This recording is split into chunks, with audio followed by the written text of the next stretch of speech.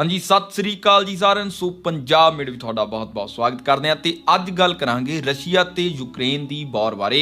ਸੋ ਬਹੁਤ ਸਾਰੇ ਲੋਕਾਂ ਨੂੰ ਇਹ ਲੱਗਦਾ ਕਿ ਸ਼ਾਇਦ ਇਹ ਵਾਰ ਥੋੜੇ ਦਿਨ ਵਿੱਚ ਖਤਮ ਹੋ ਜਾਵੇਗੀ ਤੇ ਬਹੁਤ ਸਾਰੇ ਲੋਕਾਂ ਦਾ ਇਹ ਵੀ ਸੋਚਣਾ ਕਿ ਕਿਤੇ ਵਰਲਡ ਵਾਰ 3 ਨਾ ਲੱਗ ਜਾਵੇ। ਸੋ ਵਰਲਡ ਵਾਰ 3 ਤਾਂ ਬਹੁਤ ਦੂਰ ਦੀ ਗੱਲ ਹੈ। ਇਹ 2-3 ਦਿਨ ਦੀ ਲੜਾਈ ਵਿੱਚ ਹੀ ਕਿੰਨਾ ਦੁਨੀਆ ਦਾ ਨੁਕਸਾਨ ਹੋ ਗਿਆ, ਇਸ ਬਾਰੇ ਅਸੀਂ ਸੋਚ ਵੀ ਨਹੀਂ ਸਕਦੇ ਤੇ ਇੰਡੀਆ ਨੂੰ ਇਸ ਨਾਲ ਕੀ ਨੁਕਸਾਨ ਹੋਇਆ ਹੈ ਤੇ ਕੀ ਆਉਣ ਵਾਲੇ ਸਮੇਂ ਵਿੱਚ ਹੋਵੇਗਾ, ਇਸ ਬਾਰੇ ਵੀ ਗੱਲ ਕਰਾਂਗੇ। ਤੇ ਇਹ ਸਾਰੀ ਲੜਾਈ ਸ਼ੁਰੂ ਕਿੱਥੋਂ ਹੋਈ ਤੇ ਰਸ਼ੀਆ ਦਾ ਜੋ ਪ੍ਰੈਜ਼ੀਡੈਂਟ ਪੁਤਿਨ ਹੈ, ਇਸ ਨੂੰ ਉੱਥੋਂ ਦਾ ਰਾਜਾ ਵੀ ਕਹਿ ਸਕਦੇ ਹਾਂ, ਜਿਸ ਨੇ ਇਹ ਵਾਰ ਦੀ ਸ਼ੁਰੂਆਤ ਕੀਤੀ ਹੈ। ਤੇ ਤੁਹਾਨੂੰ ਦੱਸ ਦਈਏ ਕਿ ਰਸ਼ੀਆ ਵਿੱਚ ਬਹੁਤ ਸਾਰੇ ਲੋਕਾਂ ਨੂੰ ਇਹ ਪਤਾ ਹੀ ਨਹੀਂ ਹੈ ਕਿ ਵਾਰ ਪੁਤਿਨ ਵੱਲੋਂ ਸਟਾਰਟ ਕੀਤੀ ਗਈ ਹੈ, ਕਿਉਂਕਿ ਉੱਥੇ ਟੀਵੀ ਚੈਨਲਾਂ ਤੇ ਇਹ ਦਿਖਾਇਆ ਜਾ ਰਿਹਾ ਹੈ ਕਿ ਯੂਕਰੇਨ ਤੇ ਨਾਟੋ ਮਿਲ ਕੇ ਸਾਡੇ ਨਾਲ ਵਾਰ ਸ਼ੁਰੂ ਕਰਨ ਜਾ ਰਹੇ ਨੇ, ਅਸੀਂ ਤਾਂ ਸ਼ਾਂਤੀ ਬਣਾ ਕੇ ਰੱਖਣਾ ਚਾਹੁੰਦੇ ਨੇ। ਸੋ ਇੱਕ ਤਰ੍ਹਾਂ ਦਾ ਉੱਥੋਂ ਦਾ ਮੀਡੀਆ ਪ੍ਰੈਜ਼ੀਡੈਂਟ ਦੇ ਹੱਕ ਵਿੱਚ ਖਬਰਾਂ ਦਿਖਾ ਰਿਹਾ ਹੈ। ਸੋ ਜਿਵੇਂ ਕਿ ਅਸੀਂ ਤੁਹਾਨੂੰ ਪਿਛਲੀ ਵਾਰ Amazon ਦੇ ਸ਼ੇਅਰ ਗਿਫਟ ਕੀਤੇ ਸੀ, ਇਸ ਵਾਰ ਅਸੀਂ ਤੁਹਾਨੂੰ Apple ਕੰਪਨੀ ਦੇ ਸ਼ੇਅਰ ਗਿਫਟ ਕਰਨ ਜਾ ਰਹੇ ਹਾਂ। ਸੋ ਇਹ ਚੀਜ਼ ਤਾਂ ਤੁਸੀਂ ਸਮਝ ਚੁੱਕੇ ਹੋਵੋਗੇ ਕਿ ਇਸ ਵਾਰ ਕਾਰਨ ਪੂਰੀ US ਮਾਰਕੀਟ ਵੀ ਟੁੱਟ ਚੁੱਕੀ ਹੈ, ਪਰ ਸ਼ੇਅਰ ਬਾਏ ਕਰਨ ਦਾ ਇਹ ਬਹੁਤ ਵਧੀਆ ਟਾਈਮ ਹੈ।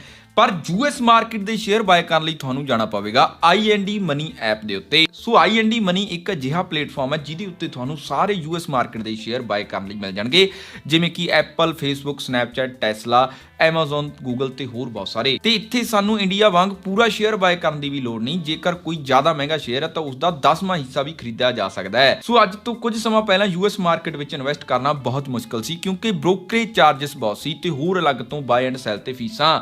ਪਰ IND ਮਨੀ ਸਾਨੂੰ ਸਭ ਕੁਝ ਫ੍ਰੀ ਦੇ ਰਹੀ ਹੈ, ਕੋਈ ਬ੍ਰੋਕਰੇਜ ਚਾਰजेस ਨਹੀਂ, ਕੋਈ ਬਾਏ ਐਂਡ ਸੈਲ ਤੇ ਫੀਸ ਨਹੀਂ। ਤੇ ਉੱਥੇ ਇਨਵੈਸਟਮੈਂਟ ਕਰਨੀ ਸਾਡੇ ਲਈ ਹੋਰ ਵੀ ਫਾਇਦੇਮੰਦ ਇਸ ਕਰਕੇ ਵੀ ਹੈ ਕਿਉਂਕਿ ਸਾਡੀ ਕਰੰਸੀ ਹਮੇਸ਼ਾ ਡਾਲਰ ਦੇ ਮੁਕਾਬਲੇ ਟੁੱਟਦੀ ਰਹਿੰਦੀ ਹੈ ਤੇ ਉੱਥੇ ਸਾਡੀ ਇਨਵੈਸਟਮੈਂਟ ਡਾਲਰ ਦੇ ਵਿੱਚ ਹੋਵੇਗੀ। ਸੋ IND ਮਨੀ ਵੱਲੋਂ ਪੰਜਾਬ ਮੇਡ YouTube ਫੈਮਿਲੀ ਲਈ ਇੱਕ ਬਹੁਤ ਹੀ ਕਮਾਲ ਦਾ ਆਫਰ ਵੀ ਦਿੱਤਾ ਗਿਆ ਹੈ। ਜੋ ਵੀ ਬੰਦਾ ਡਿਸਕ੍ਰਿਪਸ਼ਨ ਵਿੱਚ ਦਿੱਤੇ ਗਏ ਲਿੰਕ ਰਾਹੀਂ ਇਹ ਐਪ ਨੂੰ ਡਾਊਨਲੋਡ ਕਰਦਾ ਹੈ ਜਾਂ ਸਿੱਧਾ ਪਲੇ ਸਟੋਰ ਤੋਂ ਵੀ ਡਾਊਨਲੋਡ ਕਰਦਾ ਹੈ ਤੇ PM ਐਪਲ ਕੋਡ ਨੂੰ ਜ਼ਰੂਰ ਯੂਜ਼ ਕਰਦਾ, ਉਸ ਨੂੰ ਐਪਲ ਦੇ ਸ਼ੇਅਰ ਦਾ ਕੁਝ % ਹਿੱਸਾ ਬਿਲਕੁਲ ਫ੍ਰੀ ਦਿੱਤਾ ਜਾਵੇਗਾ। ਸੋ ਲਿੰਕ ਡਿਸਕ੍ਰਿਪਸ਼ਨ 'ਚ ਮਿਲ ਜਾਵੇਗਾ, ਇੱਕ ਵਾਰੀ ਚੈੱਕ ਜ਼ਰੂਰ ਕਰਿਓ। ਆਪਾਂ ਇਹ ਕਹਾਣੀ ਨੂੰ ਥੋੜਾ ਪਿੱਛੇ ਤੋਂ ਜਾ ਕੇ ਸਟਾਰਟ ਕਰਦੇ ਹਾਂ। 1918 ਦੇ ਵਿੱਚ ਯੂਕਰੇਨ ਨੂੰ ਆਜ਼ਾਦੀ ਮਿਲੀ ਸੀ ਰਸ਼ੀਅਨ ਅੰਪਾਇਰ ਤੋਂ, ਮਤਲਬ ਇਹ ਇੱਕ ਤਰ੍ਹਾਂ ਦਾ ਉਹਨਾਂ ਦਾ ਹੀ ਹਿੱਸਾ ਸੀ। ਸੋ 1991 ਦੇ ਨੇੜੇ ਜਦੋਂ ਸੋਵੀਅਤ ਯੂਨੀਅਨ ਟੁੱਟਦਾ ਗਿਆ, ਸੋ ਉਸ ਸਮੇਂ ਬਹੁਤ ਸਾਰੇ ਯੂਕਰੇਨ ਦੇ ਲੋਕਾਂ ਨੂੰ ਇਹ ਲੱਗਿਆ ਕਿ ਸ਼ਾਇਦ ਸਾਨੂੰ ਆਜ਼ਾਦੀ ਮਿਲ ਚੁੱਕੀ ਹੈ ਸੋਵੀਅਤ ਯੂਨੀਅਨ ਤੋਂ। ਤੇ ਉਸ ਤੋਂ ਬਾਅਦ ਉਹਨਾਂ ਨੇ ਸੋਚਿਆ ਕਿ ਅਸੀਂ ਹੁਣ ਯੂਰਪੀਅਨ ਯੂਨੀਅਨ ਨਾਲ ਜੁੜਦੇ ਹਾਂ, ਅਸੀਂ ਵੀ ਬਾਕੀ ਯੂਰਪੀਅਨ ਕੰਟਰੀਆਂ ਵਾਂਗ ਇੰਡੀਪੈਂਡੈਂਟ ਕੰਟਰੀ ਬਣਨਾ ਚਾਹੁੰਦੇ ਹਾਂ। ਪਰ ਹਾਲੇ ਵੀ ਯੂਕਰੇਨ ਵਿੱਚ ਇੱਕ ਧੜਾ ਜਿਹਾ ਸੀ ਜੋ ਰਸ਼ੀਅਨ ਦੇ ਹੱਕ ਵਿੱਚ ਸੀ, ਉਹ ਚਾਹੁੰਦੇ ਸੀ ਕਿ ਅਸੀਂ ਰਸ਼ੀਆ ਦੇ ਨਾਲ ਹੀ ਰਹੀਏ। ਤੇ ਹੁਣ ਇੱਥੇ ਯੂਕਰੇਨ ਦੇ ਜੋ ਪੋਲੀਟੀਸ਼ੀਅਨ ਨੇ ਉਹ ਵੀ ਦੋ ਗਰੁੱਪਾਂ ਵਿੱਚ ਵੰਡੇ ਹੋਏ ਨੇ, ਇੱਕ ਯੂਰਪੀਅਨ ਯੂਨੀਅਨ ਦੇ ਹੱਕ ਵਿੱਚ ਹੈ ਤੇ ਇੱਕ ਗਰੁੱਪ ਰਸ਼ੀਆ ਦੇ ਹੱਕ ਵਿੱਚ ਹੈ। ਮਤਲਬ ਕਿ 2017 ਦੇ ਡਾਟੇ ਦੇ ਹਿਸਾਬ ਨਾਲ 53% ਯੂਕਰੇਨ ਦੇ ਲੋਕ ਯੂਰਪੀਅਨ ਯੂਨੀਅਨ ਦੇ ਹੱਕ ਵਿੱਚ ਨੇ ਤੇ 46% ਲੋਕ ਨਾਟੋ ਨਾਲ ਜੁਆਇਨਿੰਗ ਕਰਨ ਦੇ ਹੱਕ ਵਿੱਚ ਨੇ ਤੇ 27% ਯੂਕਰੇਨੀਅਨ ਨਾਟੋ ਦੇ ਵਿਰੁੱਧ ਨੇ। ਮਤਲਬ ਕਿ 20-30% ਲੋਕ ਰਸ਼ੀਆ ਦੇ ਫੇਵਰ ਵਿੱਚ ਨੇ, ਪਰ 46% ਯੂਕਰੇਨੀਅਨ ਨਾਟੋ ਨੂੰ ਜੁਆਇਨਿੰਗ ਕਰਨ ਦੇ ਹੱਕ ਵਿੱਚ ਨੇ। ਸੋ ਨਾਟੋ ਇੱਕ ਅਲਾਈਅੰਸ ਹੈ US ਤੇ ਯੂਰਪੀਅਨ ਕੰਟਰੀਜ਼ ਦਾ। ਨਾਟੋ ਦਾ ਪੂਰਾ ਨਾਮ ਹੈ ਦਾ ਨਾਰਥ ਐਟਲਾਂਟਿਕ ਟ੍ਰੀਟੀ ਆਰਗੇਨਾਈਜੇਸ਼ਨ। ਇਸ ਵਿੱਚ 28 ਯੂਰਪੀਅਨ ਦੇਸ਼ ਨੇ ਤੇ 2 ਉੱਤਰੀ ਅਮਰੀਕੀ ਦੇਸ਼ ਨੇ। ਇਸ ਦਾ ਸੰਗਠਨ ਵਰਲਡ ਵਾਰ 2 ਤੋਂ ਬਾਅਦ ਕੀਤਾ ਗਿਆ ਸੀ ਤੇ ਇਹ ਟ੍ਰੀਟੀ ਤੇ 4 ਅਪ੍ਰੈਲ 1949 ਨੂੰ ਸਾਈਨ ਕੀਤੇ ਗਏ ਸੀ। ਮਤਲਬ ਜੋ ਕੰਟਰੀਆਂ ਨਾਟੋ ਦਾ ਹਿੱਸਾ ਨੇ, ਜੇਕਰ ਉਹਨਾਂ ਤੇ ਕੋਈ ਵਾਰ ਕਰਦਾ ਹੈ ਤਾਂ ਇਹ ਸਾਰੀਆਂ ਇਕੱਠੀਆਂ ਮਿਲ ਕੇ ਉਸ ਕੰਟਰੀ ਨੂੰ ਮਾਰਨਗੀਆਂ। ਪਰ ਅਫਸੋਸ ਦੀ ਗੱਲ ਇਹ ਹੈ ਕਿ ਇਸ ਸਮੇਂ ਯੂਕਰੇਨ ਨਾਟੋ ਦਾ ਹਿੱਸਾ ਨਹੀਂ ਸੀ। ਸੋ ਇਹ ਵਾਰ ਵੀ ਇਸ ਕਾਰਨ ਹੀ ਹੋਈ ਹੈ ਕਿਉਂਕਿ ਨਾਟੋ ਦਾ ਹਿੱਸਾ ਬਣਨ ਜਾ ਰਿਹਾ ਸੀ ਯੂਕਰੇਨ, ਪਰ ਰਸ਼ੀਆ ਨੂੰ ਇਹ ਕਦੇ ਵੀ ਮਨਜ਼ੂਰ ਨਹੀਂ ਤੇ ਰਸ਼ੀਆ ਇਹ ਕਦੇ ਵੀ ਨਹੀਂ ਚਾਹੁੰਦਾ ਕਿ ਨਾਟੋ ਨਾਲ ਯੂਕਰੇਨ ਜੁੜੇ। ਜੇ ਨਾਟੋ ਨਾਲ ਯੂਕਰੇਨ ਜੁੜਦਾ ਹੈ ਤਾਂ ਆਲ ਵਰਲਡ ਦੀ ਆਰਮੀ ਰਸ਼ੀਆ ਦੇ ਬਾਰਡਰ ਤੱਕ ਆ ਸਕਦੀ ਹੈ ਜੇਕਰ ਯੂਕਰੇਨ ਨਾਟੋ ਨਾਲ ਜੁੜ ਗਿਆ, ਕਿਉਂਕਿ ਰਸ਼ੀਆ ਇਹ ਨਹੀਂ ਚਾਹੁੰਦਾ ਕਿ ਉਹ ਚਾਰੇ ਪਾਸੇ ਤੋਂ ਨਾਟੋ ਦੇ ਨਾਲ ਜੁੜੇ ਦੇਸ਼ਾਂ ਨਾਲ ਘਿਰ ਜਾਵੇ। ਇੱਕ ਪਾਸੇ ਤੁਸੀਂ ਦੇਖ ਸਕਦੇ ਹੋ ਕਿ ਜਾਪਾਨ ਵੀ ਨਾਟੋ ਦਾ ਇੱਕ ਵਧੀਆ ਮੈਂਬਰ ਹੈ ਤੇ ਦੂਜੇ ਪਾਸੇ ਫਿਨਲੈਂਡ ਦੇ ਵੀ ਸਬੰਧ ਨਾਟੋ ਨਾਲ ਹੈਗੇ ਨੇ। ਪਰ ਹੁਣ ਜੇ ਯੂਕਰੇਨ ਵੀ ਨਾਟੋ ਨਾਲ ਜੁੜ ਜਾਵੇ, ਇਹ ਰਸ਼ੀਆ ਨਹੀਂ ਚਾਹੁੰਦਾ ਕਿਉਂਕਿ ਉਸ ਦਾ ਬਹੁਤ ਸਾਰਾ ਬਾਰਡਰ ਰਸ਼ੀਆ ਨਾਲ ਜੁੜਿਆ ਹੋਇਆ ਹੈ। ਸੋ 16 ਦਸੰਬਰ 2021 ਨੂੰ ਯੂਕਰੇਨ ਦੇ ਪ੍ਰੈਜ਼ੀਡੈਂਟ ਦੀ ਇੱਕ ਮੀਟਿੰਗ ਹੁੰਦੀ ਹੈ ਨਾਟੋ ਦੇ ਚੀਫ ਨਾਲ, ਜਿਸ ਵਿੱਚ ਯੂਕਰੇਨ ਦਾ ਕਹਿਣਾ ਸੀ ਕਿ ਉਹ ਨਾਟੋ ਨੂੰ ਜੁਆਇਨ ਕਰੇਗਾ। ਸੋ ਹੁਣ ਤੁਹਾਨੂੰ ਪਤਾ ਹੈ ਕਿ ਰਸ਼ੀਆ ਨੂੰ ਤਾਂ ਇਹ ਬਿਲਕੁਲ ਵੀ ਪਸੰਦ ਨਹੀਂ ਹੈ। ਸੋ ਇਸ ਲਈ ਪੁਤਿਨ ਨੇ ਇੱਕ ਵੀਡੀਓ ਮੀਟਿੰਗ ਕੀਤੀ US ਦੇ ਪ੍ਰੈਜ਼ੀਡੈਂਟ ਜੋ ਬਾਈਡਨ ਦੇ ਨਾਲ ਤੇ British prime minister Boris Johnson Johnson ਨਾਲ ਫੋਨ ਤੇ ਗੱਲ ਕੀਤੀ ਤੇ ਫ੍ਰੈਂਚ ਤੇ ਫਿਨਲੈਂਡ ਦੇ ਪ੍ਰੈਜ਼ੀਡੈਂਟ ਨਾਲ ਵੀ ਗੱਲ ਕੀਤੀ ਤੇ ਸਾਰਿਆਂ ਦੇ ਸਾਹਮਣੇ ਇੱਕ ਹੀ ਡਿਮਾਂਡ ਰੱਖੀ ਸੀ ਕਿ ਤੁਸੀਂ ਸਾਰੇ ਮੈਨੂੰ ਗਾਰੰਟੀ ਦੇ ਦਿਓ ਕਿ ਯੂਕਰੇਨ ਨਾਟੋ ਦਾ ਹਿੱਸਾ ਨਹੀਂ ਬਣੇਗਾ। ਪਰ ਹੁਣ ਨਾਟੋ ਕਿੱਥੇ ਮੰਨਣ ਵਾਲਾ ਹੈ, ਉਸ ਦੀ ਤਾਂ ਸੀਮਾ ਵਾਦੀ ਹੈ ਨਾ। ਉਸ ਨੇ ਕਿਹਾ ਕਿ ਯੂਕਰੇਨ ਇੱਕ ਇੰਡੀਪੈਂਡੈਂਟ ਦੇਸ਼ ਹੈ, ਉਸ ਕੋਲ ਖੁਦ ਦੀ ਆਜ਼ਾਦੀ ਹੈ ਆਪਣੇ ਡਿਸੀਜਨ ਲੈਣ ਦੀ। ਉਹ ਨਾਟੋ ਦਾ ਹਿੱਸਾ ਬਣੇ ਜਾਂ ਨਾ, ਇਹ ਫੈਸਲਾ ਉਸਨੇ ਆਪ ਖੁਦ ਲੈਣਾ ਹੈ। ਪਰ ਹੁਣ ਸਾਰੀ ਗੱਲ ਖੜੀ ਸੀ ਯੂਕਰੇਨ ਦੇ ਉੱਤੇ। ਪਰ ਰਸ਼ੀਆ ਕਿੱਥੇ ਮੰਨਦਾ, ਉਹ ਕਹਿੰਦਾ ਜਾਂ ਪਿਆਰ ਨਾਲ ਮੰਨ ਜਾਓ, ਨਹੀਂ ਤਾਂ ਫਿਰ ਸਾਨੂੰ ਮਨਾਉਣਾ ਆਉਂਦਾ ਹੈ।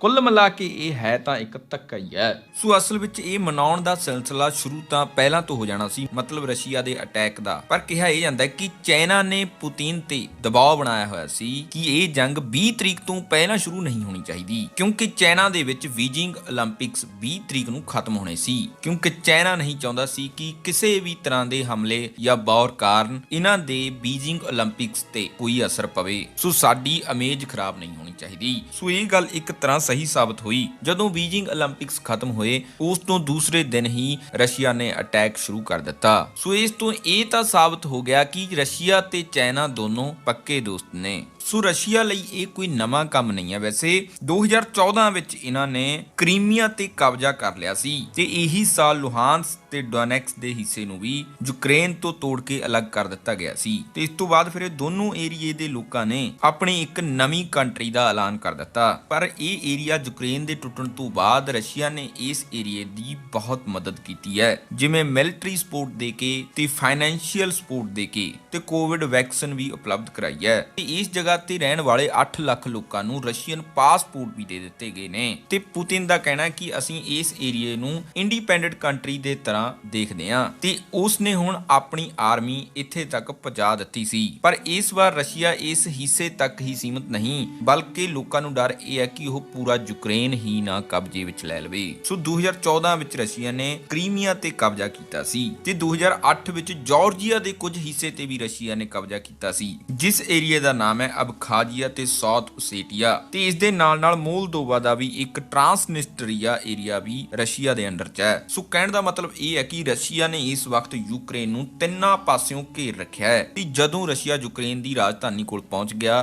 ਤਾਂ ਸਮਝੋ ਕਿ ਯੂਕਰੇਨ ਤੇ ਕਬਜ਼ਾ ਰਸ਼ੀਆ ਦਾ ਹੋ ਗਿਆ ਤੇ ਜੇਕਰ ਇਸੇ ਤਰ੍ਹਾਂ ਚੱਲਦਾ ਰਿਹਾ ਤਾਂ ਰਸ਼ੀਆ ਨੂੰ ਯੂਕਰੇਨ ਦੀ ਰਾਜਧਾਨੀ ਤੱਕ ਪਹੁੰਚਣ ਲਈ ਕੋਈ ਜ਼ਿਆਦਾ ਸਮਾਂ ਨਹੀਂ ਲੱਗਣਾ। ਸੋ ਅੱਜ ਦੇ ਸਮੇਂ ਜ਼ਿਆਦਾਤਰ ਦੇਸ਼ ਲੜਾਈ ਨਹੀਂ ਕਰਨਾ ਚਾਹੁੰਦੇ, ਵਾਰ ਵਿੱਚ ਵੀ ਨਹੀਂ ਜਾਣਾ ਚਾਹੁੰਦੇ, ਪਰ ਫਿਰ ਵੀ ਉਹ ਯੂਕਰੇਨ ਨੂੰ ਹਰ ਤਰ੍ਹਾਂ ਦੀ ਸਹਾਇਤਾ ਦੇ ਰਹੇ ਨੇ, ਬੇਸ਼ੱਕ ਉਹ ਹਥਿਆਰਾਂ ਦੀ ਹੋਵੇ ਜਾਂ ਕੋਈ ਹੋਰ ਤਰ੍ਹਾਂ ਦੀ, ਪਰ ਮਿਲਟਰੀ ਦੀ ਸਹਾਇਤਾ ਨਹੀਂ ਦੇ ਰਹੇ ਤੇ ਉਹਨਾਂ ਨੂੰ ਪਤਾ ਹੈ ਕਿ ਇਸ ਨਾਲ ਖੂਨ ਖਰਾਬਾ ਹੀ ਹੁੰਦਾ ਹੈ ਤੇ ਆਰਥਿਕ ਸਥਿਤੀ ਦਾ ਬਹੁਤ ਬੁਰਾ ਹਾਲ ਹੁੰਦਾ ਹੈ ਤੇ ਜਿੰਨੇ ਵੀ ਦੇਸ਼ ਵਾਰ ਵਿੱਚ ਜਾਂਦੇ ਨੇ ਉਹਨਾਂ ਦਾ ਕੋਈ ਵੀ ਫਾਇਦਾ ਨਹੀਂ ਹੁੰਦਾ, ਬਲਕਿ ਫਾਇਦਾ ਕੋਈ ਹੋਰ ਦੇਸ਼ ਲੈ ਜਾਂਦਾ ਹੈ। ਸੋ ਨਾਟੋ ਨੇ 5000 ਸੈਨਿਕ ਆਪਣੇ ਪੋਲੈਂਡ ਵਿੱਚ ਭੇਜ ਦਿੱਤੇ ਨੇ ਤੇ 4000 ਰੋਮਾਨੀਆ, ਬੁਲਗਾਰੀਆ, ਹੰਗਰੀ ਵਰਗੇ ਦੇਸ਼ਾਂ ਵਿੱਚ, ਕਿਉਂਕਿ ਇਹ ਸਾਰੇ ਨਾਟੋ ਦੇ ਦੇਸ਼ ਨੇ ਤੇ ਇੱਥੇ ਸਿਰਫ ਇਹਨਾਂ ਦੀ ਰੱਖਿਆ ਲਈ ਭੇਜੇ ਨੇ, ਨਾ ਕਿ ਯੂਕਰੇਨ ਦੀ। ਪਰ ਨਾਟੋ ਨੇ ਯੂਕਰੇਨ ਦੀ ਮਦਦ ਉਹਨਾਂ ਨੂੰ ਵੈਪਨਸ, ਹੋਰ ਤਰ੍ਹਾਂ ਦੇ ਹਥਿਆਰ ਦੇ ਕੇ ਜ਼ਰੂਰ ਕੀਤੀ ਹੈ, ਪਰ ਆਪਣੀ ਮਿਲਟਰੀ ਨਹੀਂ ਦਿੱਤੀ। ਤੇ ਜਰਮਨੀ ਨੇ 5000 ਹੈਲਮੇਟਸ ਭੇਜੇ। ਸੋ ਤੁਹਾਨੂੰ ਦੱਸ ਦਈਏ ਕਿ ਯੂਕਰੇਨ ਦੀ ਐਕਟਿਵ ਆਰਮੀ ਇਸ ਸਮੇਂ 2 ਲੱਖ ਹੈ, ਜਦ ਕਿ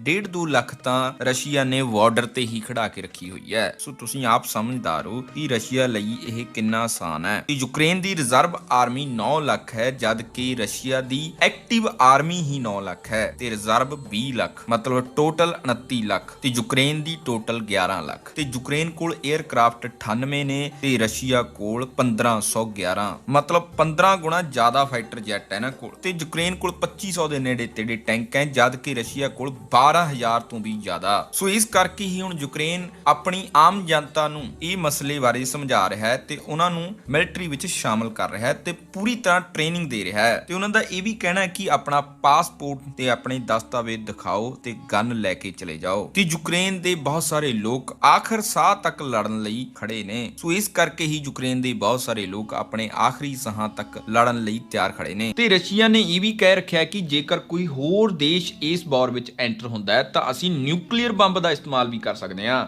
ਪਰ ਰਸ਼ੀਆ ਨੂੰ ਨਿਊਕਲੀਅਰ ਬੰਬ ਸਿੱਟਣ ਦੀ ਵੀ ਲੋੜ ਨਹੀਂ, ਕਿਉਂਕਿ ਯੂਕਰੇਨ ਪਹਿਲਾਂ ਹੀ ਨਿਊਕਲੀਅਰ ਦੇ ਢੇਰ ਤੇ ਬੈਠਾ ਹੈ, ਜਿਸ ਤੇ ਅਸੀਂ ਇੱਕ ਪਹਿਲਾਂ ਵੀ ਵੀਡੀਓ ਬਣਾ ਚੁੱਕੇ ਹਾਂ। ਚਰਨੋਬਿਲ ਡਿਜ਼ਾਸਟਰ, ਜੋ ਕਿ ਦੁਨੀਆ ਦਾ ਸਭ ਤੋਂ ਵੱਡਾ ਨਿਊਕਲੀਅਰ ਡਿਜ਼ਾਸਟਰ ਸੀ, ਤੇ ਰਸ਼ੀਅਨ ਫੋਰਸ ਨੇ ਚਰਨੋਬਿਲ ਨਿਊਕਲੀਅਰ ਪਾਵਰ ਪਲਾਂਟ ਤੇ ਆਪਣਾ ਕਬਜ਼ਾ ਕਰ ਲਿਆ ਹੈ ਤੇ ਇਹ ਨਿਊਕਲੀਅਰ ਪਾਵਰ ਪਲਾਂਟ ਦਾ ਮਲਬਾ ਹਲੇ ਵੀ ਉੱਥੇ ਹੀ ਪਿਆ ਹੈ, ਜਿਸ ਨੂੰ ਸਟੀਲ ਤੇ ਕੰਕਰੀਟ ਦੇ ਚੈਂਬਰ ਨਾਲ ਢਕਿਆ ਹੋਇਆ ਹੈ। ਪਰ ਹੋ ਸਕਦਾ ਹੈ ਕਿ ਗੋਲਾਬਾਰੀ ਦੌਰਾਨ ਇਸ ਵਿੱਚ ਛੇਦ ਨਾ ਹੋ ਗਿਆ ਹੋਵੇ, ਜਿਸ ਕਾਰਨ ਉੱਥੇ ਰੇਡੀਏਸ਼ਨ ਵੱਧਦੀ ਜਾ ਰਹੀ ਹੈ। ਜੇਕਰ ਇਸ ਤਰ੍ਹਾਂ ਹੁੰਦਾ ਹੈ ਤਾਂ ਬਹੁਤ ਮਾੜਾ ਅਸਰ ਹੋਵੇਗਾ, ਇਕੱਲੇ ਯੂਕਰੇਨ ਤੇ ਨਹੀਂ ਬਲਕਿ ਨਾਲ ਲੱਗਦੇ ਹੋਰ ਵੀ ਬਹੁਤ ਸਾਰੇ ਯੂਰਪ ਦੇ ਦੇਸ਼ਾਂ ਤੇ। ਸੋ ਯੂਕਰੇਨ ਦੇ ਚਰਨੋਬਿਲ ਨਿਊਕਲੀਅਰ ਪਾਵਰ ਪਲਾਂਟ ਤੇ ਅਸੀਂ ਇੱਕ ਵੀਡੀਓ ਵੀ ਬਣਾਈ ਹੋਈ ਹੈ, ਸੋ ਉਸ ਨੂੰ ਤੁਸੀਂ ਜਾ ਕੇ ਚੈੱਕ ਕਰ ਸਕਦੇ ਹੋ ਕਿ ਕਿਵੇਂ ਦੁਨੀਆ ਦੀ ਇਹ ਦਰਦਨਾਕ ਘਟਨਾ ਵਾਪਰੀ ਸੀ ਤੇ ਇਸ ਨੂੰ ਯੂਕਰੇਨ ਕਦੇ ਵੀ ਦੁਬਾਰਾ ਰਿਪੀਟ ਨਹੀਂ ਕਰਨਾ ਚਾਹੇਗਾ। ਕਿਹਾ ਵੀ ਜਾਂਦਾ ਹੈ ਕਿ ਰੂਸ ਆਪਣੀਆਂ ਫੌਜੀ ਗੱਡੀਆਂ ਨਾਲ ਲਾਸ਼ਾਂ ਨੂੰ ਜਲਾਉਣ ਵਾਲੀਆਂ ਇਲੈਕਟ੍ਰਿਕ ਭੱਠੀਆਂ ਨਾਲ ਲਈ ਫਿਰਦਾ ਹੈ ਤਾਂ ਕਿ ਉਹ ਆਪਣੇ ਫੌਜੀਆਂ ਦੀਆਂ ਲਾਸ਼ਾਂ ਨੂੰ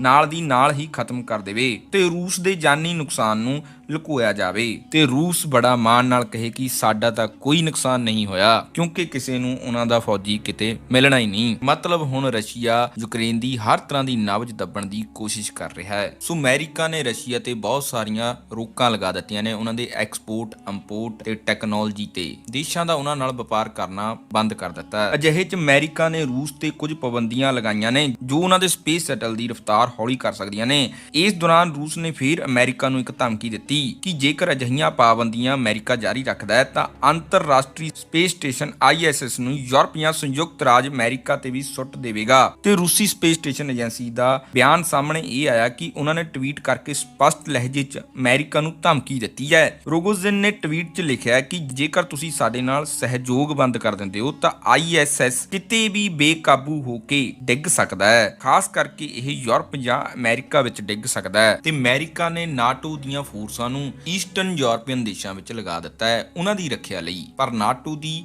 ਰਸ਼ੀਅਨ ਫੋਰਸ ਨਾਲ ਕੋਈ ਵੀ ਫਾਈਟ ਨਹੀਂ ਹੋਈ। ਜੇਕਰ ਨਾਟੋ ਦੀ ਰਸ਼ੀਅਨ ਫੋਰਸ ਨਾਲ ਫਾਈਟ ਹੁੰਦੀ ਹੈ ਤਾਂ ਨਿਊਕਲੀਅਰ ਵਾਰ ਹੋਣ ਦੇ ਚਾਂਸ ਬਹੁਤ ਜ਼ਿਆਦਾ ਵੱਧ ਜਾਣਗੇ। ਪਰ ਅਮਰੀਕਾ ਦਾ ਕਹਿਣਾ ਹੈ ਕਿ ਅਸੀਂ ਕਿਸੇ ਵੀ ਹਾਲਤ ਵਿੱਚ ਰਸ਼ੀਆ ਨਾਲ ਫਾਈਟ ਨਹੀਂ ਕਰਨੀ ਚਾਹੁੰਦੇ। ਸੋ ਜਰਮਨੀ ਨੇ ਵੀ ਰਸ਼ੀਆ ਦੀ ਗੈਸ ਲਾਈਨ ਨੂੰ ਰੋਕ ਦਿੱਤਾ ਹੈ, ਜਦ ਕਿ 50% ਜਰਮਨੀ ਵਿੱਚ ਗੈਸ ਰਸ਼ੀਆ ਤੋਂ ਹੀ ਆਉਂਦੀ ਹੈ। ਸੋ ਗੈਸ ਦੇਣ ਵਾਲਿਆਂ ਨੂੰ ਨੁਕਸਾਨ ਤਾਂ ਹੋਵੇਗਾ ਹੀ, ਪਰ ਲੈਣ ਵਾਲਿਆਂ ਨੂੰ ਕਿੰਨਾ ਹੋਵੇਗਾ, ਕਿਉਂਕਿ ਜਰਮਨੀ ਵਿੱਚ ਹੀ ਗੈਸ ਦੇ ਬਹੁਤ ਜ਼ਿਆਦਾ ਪ੍ਰਾਈਸ ਵੱਧ ਜਾਣਗੇ। ਜਿਵੇਂ ਕਿ ਚਾਈਨਾ ਦਾ ਸਮਾਨ ਜਿੰਨਾ ਅੱਜ ਇੰਡੀਆ ਵਰਤ ਰਿਹਾ ਹੈ, ਜੇਕਰ ਉਹ ਸਾਰੇ ਤੇ ਬੈਨ ਲਾ ਦੇਵੇ ਤਾਂ ਚਾਈਨਾ ਦੀ ਇਕਨੋਮੀ ਤੇ ਅਸਰ ਘੱਟ ਹੋਵੇਗਾ, ਬਲਕਿ ਇੰਡੀਆ ਦੀ ਤੇ ਜ਼ਿਆਦਾ ਹੋਵੇਗਾ, ਕਿਉਂਕਿ ਉਹ ਸਾਰਾ ਸਮਾਨ ਇੰਡੀਆ ਨੂੰ ਬਾਹਰਲੇ ਦੇਸ਼ਾਂ ਤੋਂ ਮੰਗਾਉਣਾ ਤਾਂ ਪਵੇਗਾ, ਬੇਸ਼ੱਕ ਉਹ ਦੂਰ ਦੇ ਦੇਸ਼ਾਂ ਤੋਂ ਮੰਗਾਇਆ ਜਾਵੇ, ਇਸ ਲਈ ਉਸ ਨੂੰ ਉਹ ਮਹਿੰਗਾ ਪਵੇਗਾ ਤੇ ਇੰਡੀਆ ਵਿੱਚ ਇੱਥੇ ਤਿਆਰ ਕਰਨ ਲਈ ਇੰਨੇ ਸਾਡੇ ਕੋਲ ਸਾਧਨ ਨਹੀਂ ਹੈ। ਤੇ ਤੁਹਾਨੂੰ ਦੱਸਦੀ ਕਿ ਇਸ ਸਮੇਂ ਯੂਕਰੇਨ ਵਿੱਚ 25,000 ਇੰਡੀਅਨਸ ਨੇ, ਜਿਨ੍ਹਾਂ ਵਿੱਚ 20,000 ਸਟੂਡੈਂਟਸ ਨੇ। ਸੋ ਹੁਣ ਤੁਹਾਨੂੰ ਦੱਸਦੀ ਕਿ ਬੇਸ਼ੱਕ US ਨੇ ਰਸ਼ੀਆ ਨਾਲ ਲੈਣ ਦੇਣ ਬੰਦ ਕਰ ਦਿੱਤਾ ਹੈ, ਪਰ ਰਸ਼ੀਆ ਤੋਂ 50% ਤੱਕ ਕੱਚਾ ਤੇਲ ਪੂਰੀ ਗਲੋਬਲ ਮਾਰਕੀਟ ਵਿੱਚ ਜਾਂਦਾ ਹੈ ਤੇ ਜੇਕਰ ਹੁਣ ਉਹ ਆਉਣਾ ਬੰਦ ਹੋ ਗਿਆ ਤਾਂ ਗਲੋਬਲ ਮਾਰਕੀਟ ਵਿੱਚ ਤੇਲ ਦੀ ਸਪਲਾਈ ਘਟੇਗੀ, ਜਿਸ ਨਾਲ ਤੇਲ ਦੀਆਂ ਕੀਮਤਾਂ ਵੱਧ ਜਾਣਗੀਆਂ। ਜੇਕਰ ਤੇਲ ਦੀਆਂ ਕੀਮਤਾਂ ਵਧੀਆਂ ਤਾਂ ਉਹਨਾਂ ਨਾਲ ਟਰਾਂਸਪੋਰਟ ਖਰਚੇ ਵਧਣਗੇ ਤੇ ਟਰਾਂਸਪੋਰਟ ਨਾਲ ਹੋਰ ਸਾਰੀਆਂ ਚੀਜ਼ਾਂ ਮਹਿੰਗੀਆਂ ਹੋਣਗੀਆਂ। ਤੇ ਹੁਣ ਗੱਲ ਕਰਦੇ ਹਾਂ ਇਸ ਚੀਜ਼ ਦਾ ਇੰਡੀਆ ਤੇ ਕੀ ਅਸਰ ਪਵੇਗਾ ਤੇ ਇੰਡੀਆ ਕਿਸ ਦੇ ਪੱਖ ਵਿੱਚ ਜਾ ਸਕਦਾ ਹੈ, US ਜਾਂ ਰਸ਼ੀਆ। ਤੇ ਜੇਕਰ ਦੇਖਿਆ ਜਾਵੇ ਤਾਂ ਇੰਡੀਆ ਨੇ ਕਦੇ ਵੀ ਰਸ਼ੀਆ ਨੂੰ ਗਲਤ ਨਹੀਂ ਕਿਹਾ ਕਿ ਉਹ ਬਹੁਤ ਜ਼ਿਆਦਾ ਗਲਤ ਕਰ ਰਿਹਾ ਹੈ। ਸੋ ਇੰਡੀਆ ਰਸ਼ੀਆ ਨੂੰ ਮਾੜਾ ਇਸ ਕਰਕੇ ਵੀ ਨਹੀਂ ਕਹਿ ਸਕਦਾ ਕਿਉਂਕਿ ਇੰਡੀਆ ਦੀ ਮਿਲਟਰੀ ਸਪਲਾਈ ਬਹੁਤ ਜ਼ਿਆਦਾ ਡਿਪੈਂਡ ਹੈ ਰਸ਼ੀਆ ਦੇ ਉੱਤੇ। ਸੋ 2016 ਤੋਂ ਲੈ ਕੇ 2020 ਤੱਕ ਇੰਡੀਆ ਨੇ 50% ਤੱਕ ਹਥਿਆਰ ਰਸ਼ੀਆ ਤੋਂ ਮੰਗਵਾਏ ਨੇ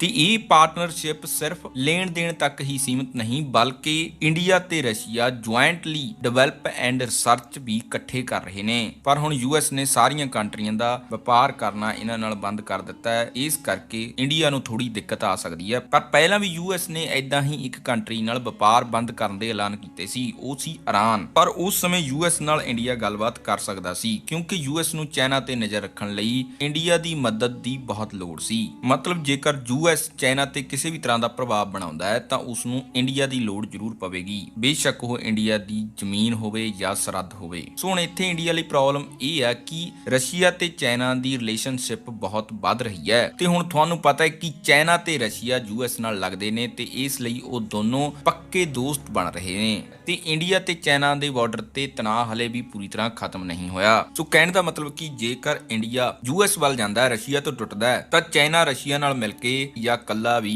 ਬਾਰਡਰ ਤੇ ਤਣਾਅ ਬਣਾ ਸਕਦਾ ਹੈ। ਤੇ ਜੇਕਰ रशिया ਨਾਲ ਇੰਡੀਆ ਦੇ ਸਬੰਧ ਸਹੀ ਰਹਿੰਦੇ ਨੇ ਤਾਂ ਕਦੇ ਵੀ ਜੇਕਰ ਚਾਈਨਾ ਬਾਰਡਰ ਤੇ ਤਣਾਅ ਬਣਾਉਣ ਦੀ ਕੋਸ਼ਿਸ਼ ਕਰੇਗਾ ਤਾਂ रशिया ਉਸ ਤੇ ਦਬਾਅ ਪਾ ਸਕਦਾ ਹੈ, ਮਤਲਬ रशिया ਉਸ ਨੂੰ ਰੋਕ ਸਕਦਾ ਹੈ। ਤੇ ਚਾਈਨਾ ਹੋਰ ਕਿਸੇ ਦੀ ਸੁਣਨ ਵਾਲਾ ਵੀ ਨਹੀਂ ਹੈ रशिया ਤੋਂ ਇਲਾਵਾ। ਤੇ ਹੁਣ ਵੀ ਉਹ ਇਸ ਵਾਰ ਨੂੰ ਅਬਜ਼ਰਵ ਕਰ ਰਿਹਾ ਹੈ ਕਿ ਕਿਵੇਂ ਇੱਕ ਦੇਸ਼ ਨੇ ਸਾਰੇ ਦੇਸ਼ ਚੁੱਪ ਕਰਾ ਕੇ ਰੱਖੇ ਹੋਏ ਨੇ। ਸੋ ਇਸ ਕਰਕੇ ਹੁਣ ਗੱਲ ਵਿਚਾਲੇ ਫਸੀ ਹੋਈ ਹੈ, ਨਾ ਇੱਧਰ ਨਾ ਉੱਧਰ। ਸੋ ਇਸ ਕਰਕੇ ਹਾਲ ਦੇ ਸਮੇਂ ਇੰਡੀਆ ਨਿਊਟਰਲ ਚੱਲ ਰਿਹਾ ਹੈ। ਤੇ ਰਸ਼ੀਆ ਨੂੰ ਇਹ ਪਹਿਲਾਂ ਹੀ ਪਤਾ ਸੀ ਕਿ ਵਾਰ ਦੇ ਦੌਰਾਨ ਮੇਰੇ ਨਾਲ ਬਹੁਤ ਸਾਰੇ ਦੇਸ਼ ਵਪਾਰ ਬੰਦ ਕਰ ਦੇਣਗੇ, ਪਰ ਚਾਈਨਾ ਨਹੀਂ ਕਰੇਗਾ। ਸੋ ਇਸ ਕਰਕੇ ਹੀ ਇਹਨਾਂ ਦੀ ਦੋਸਤੀ ਗੂੜੀ ਹੁੰਦੀ ਜਾ ਰਹੀ ਹੈ। ਪਰ ਇਹ ਦੋਸਤੀ ਇੰਡੀਆ ਲਈ ਖਤਰਨਾਕ ਸਾਬਤ ਵੀ ਹੋ ਸਕਦੀ ਹੈ, ਕਿਉਂਕਿ ਰਸ਼ੀਆ ਨੇ ਬਹੁਤ ਵਾਰ ਇੰਡੀਆ ਦੀ ਨਹੀਂ ਚਾਈਨਾ ਦੀ ਸਪੋਰਟ ਕੀਤੀ ਹੈ, ਜਿਵੇਂ ਕਿ 1962 ਦੀ ਵਾਰ ਦੇ ਦੌਰਾਨ। 1960 ਦੀ ਸੋਵੀਅਤ ਯੂਨੀਅਨ ਦੀ ਪ੍ਰੈਜ਼ੀਡੈਂਟ ਨੇ ਦੱਸਿਆ, ਉਸਨੇ ਚਾਈਨਾ ਨੂੰ ਇੰਡੋ ਚਾਈਨਾ ਵਾਰ ਦੇ ਦੌਰਾਨ ਦੱਸਿਆ ਕਿ ਸੋਵੀਅਤ ਯੂਨੀਅਨ ਆਪਣੇ ਚਾਈਨੀਜ਼ ਭਰਾਵਾਂ ਦੀ ਮਦਦ ਕਰੇਗਾ, ਨਾ ਕਿ ਇੰਡੀਅਨ ਫਰੈਂਡਸ ਦੀ। ਤੇ ਹੋਰ ਤਾਂ ਹੋਰ ਕਰੂਸ਼ਚੇਵ ਨੇ ਉਸ ਸਮੇਂ ਮਿਗ 에ਅਰਕ੍ਰਾਫਟ ਦੀ ਡਿਲੀਵਰੀ ਵੀ ਡਿਲੇ ਕਰ ਦਿੱਤੀ ਸੀ।